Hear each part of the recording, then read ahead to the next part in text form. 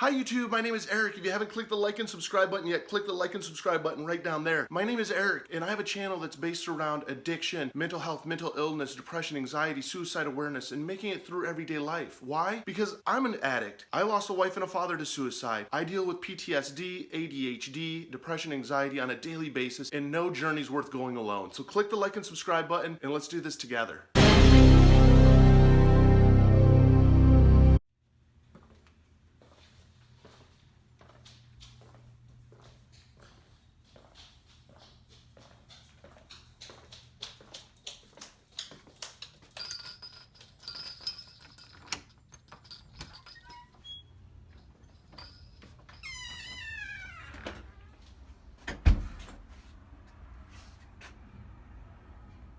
Hi YouTube, my name is Eric. Thanks for watching this video. I have a collab today with Cathy. It's about making it out that front door. If you watch a lot of my other videos, I've talked about just making it out that front door. And it's so difficult to do. The reason I talk so much about making out that front door is it's something that so many of us can relate to, and so many people can't relate to. And what I mean by that is making out that front door is fucking difficult, especially if you suffer from anxiety, depression, let alone agoraphobia, which Cathy does suffer from, and she's going to go into explaining to it more. I do have the link to her channel down here below. It's not that easy. A lot of times people think that when we're anxious and we have anxiety and it starts to hit that it's the same. It's not the same. Anxious and anxiety are two different feelings and two different chemical differences in our brain. Same when it comes to depression. It's not like a light switch that we just flick. Oh my God, I'm happy. No, it doesn't work that way. Unfortunately, I wish it did, but it doesn't, and it takes a lot of work, and it's finding those tools that work and making it through every single day. Making it out that front door is something I talk about so much because it's so fucking hard to do sometimes. And I don't know if you can relate to me where I've gotten ready, I've showered, I've shaved, I've gotten dressed, and now I'm going, and I can't go out the front door. I can't make it that far.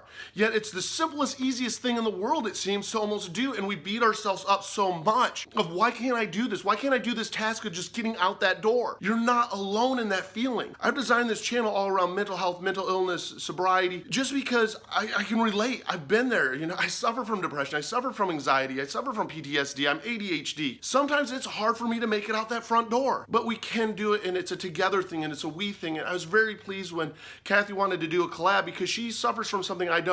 There's a big difference in anxiety trying to make it out that front door and agoraphobia trying to make it out the front door. I don't have agoraphobia. I suffer from anxiety. In fact, I have anxiety attacks. I do know what it's like. I have social anxiety. I know what it's like to be so anxious thinking that we're getting criticized, just the voices in our heads, that we can't get out that front door. And it's a fucking battle. Cathy suffers from agoraphobia. And here's the definition for agoraphobia per WebMD if you're not familiar with it.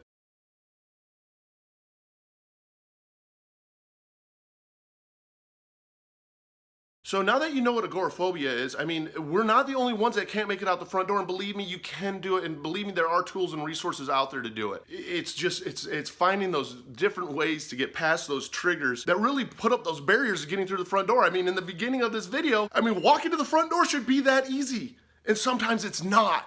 And it's okay. That's the biggest thing, that if you ever listen to and watch any of my other videos, just remember it's okay to be not okay, and we can do this together. It's a we thing. It's an us thing. So I'm going to let Cathy explain more about her condition and just bringing awareness to it, because you're not the only one who can't make it out that front door sometimes.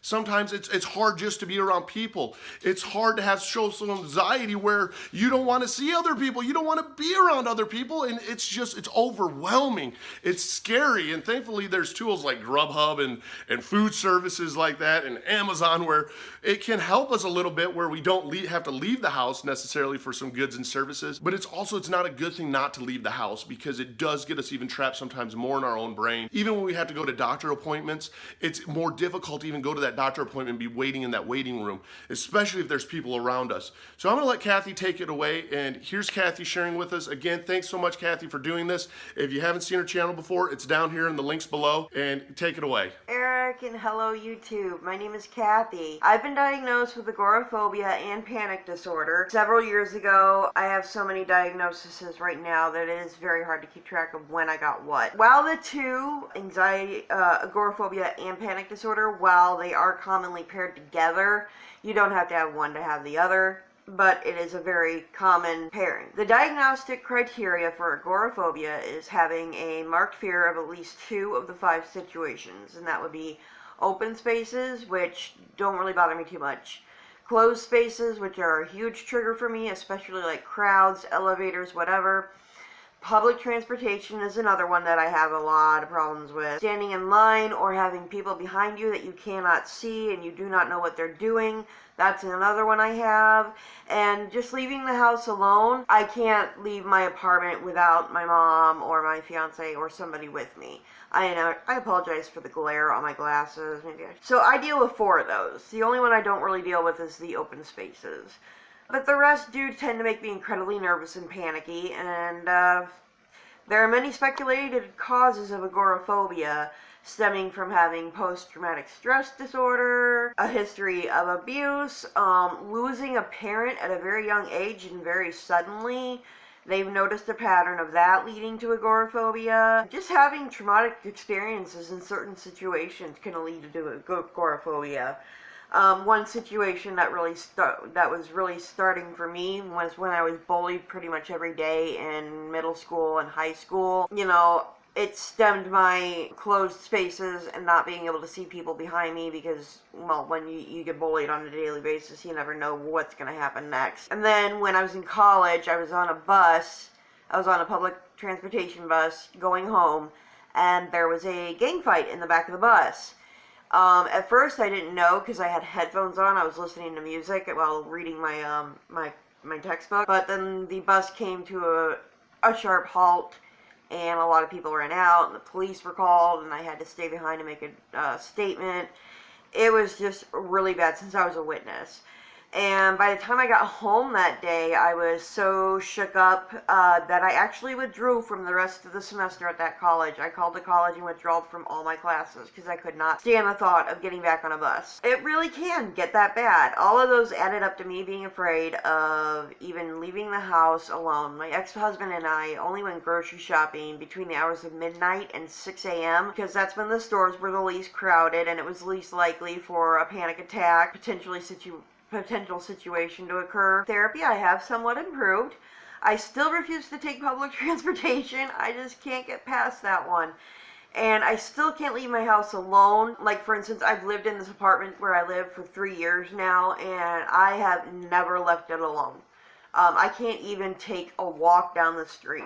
I have to have somebody with me, either my mom or my fiance or my sister or, you know, anybody who can help maintain my safety and help keep me grounded and calm enough that I don't have a panic attack. Because a lot of panic attacks stem from, oh God, I can't escape. There's no way for me to get out of this situation. What if something bad happens? And it just starts escalating from there, and before you know it, you're having a full-blown panic attack. I do a lot of my shopping online nowadays with Amazon and the Walmart grocery pickup app, where you just place your grocery order, and then the next day you go to Walmart, they bring your order out and they put it in your car and you pay with a credit card. You can do that on your phone, and some people would say that's maladaptive behavior because that only caters to my agoraphobia.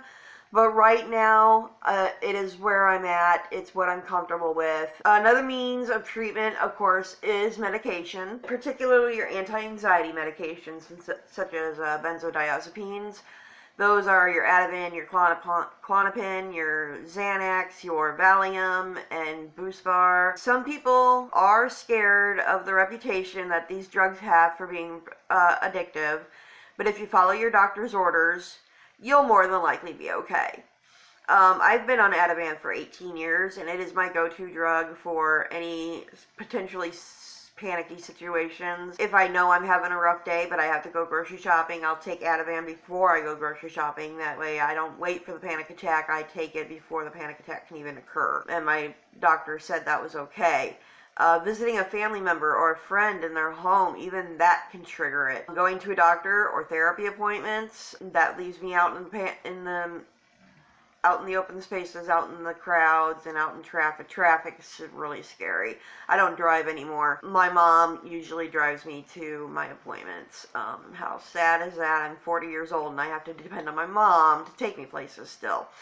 But that's okay, I mean, she's good with it, I'm good with it, there you go. So between therapy and medication, my agoraphobia has greatly improved. I mean, I still have some problems, but they aren't nearly as bad as they used to be. And I am optimistic that someday I may even make a full recovery. So anyway, thanks for watching. I'll give you back to Eric now, and you all have an awesome day. Thanks. Bye. Cathy, thank you so much for sharing that. It's something that I'm so big about awareness, especially if it's something I can't relate to. And I'm very big on saying if I can't relate to something, because I'm not a doctor, I'm not a counselor. I'm just a guy that knows what it's like not to get out the fucking front door. I know what it's like to have my dishes pile up. I know what it's like not to shower and shave for days at a time or change my clothes just because the depression's overwhelming. And remember that it is okay. Remember that we're part of a community when it comes to mental health and mental illness that has a bond. We have something in common. And that's one of the things, like being an addict, that I find so interesting and so amazingly awesome, is that with other addicts, I have a bond with them. I might not know this person, but we can relate on so many different levels. We instantly have this connection. Same when it comes to mental health and mental illness. A lot of times we don't reach out because of how mental health and mental illness is, especially if we're with depression, BPD, a lot of these other ones out there, that it's very hard for us to talk about it. But once we connect with another individual on the same level, oh my goodness, amazing things happen. We realize that we're not alone, and we bounce ideas off each other. And it really helps for healing and growing and having that support to actually get to the doctor and get the right medication if needed to make it out the door. Go reach out to the community. Comment down below. If you see somebody commenting in videos that you do watch here on YouTube and it's on subjects, reach out to them. Hit them up on through the comment section. Believe me, they'll actually comment back, and you can find people this way. It's a very easy, non-invasive way to meet other people who suffer from the same things we do. It's amazing how that happens. So I hope that you got something out of this. If you haven't hit the like and subscribe button, click it right down there. Click the little bell if you want to be notified. I upload a lot of videos. I have a lot of collabs that I'm doing, and it's giving us the tools and making sure that we're not alone, that we can get through this shit every single day. You're not alone in any struggles. Just remember that, and you're an amazing human being. You've made it this far, so just keep fighting because it's worth it. I can't wait to share again with you guys, and thank you so much for watching.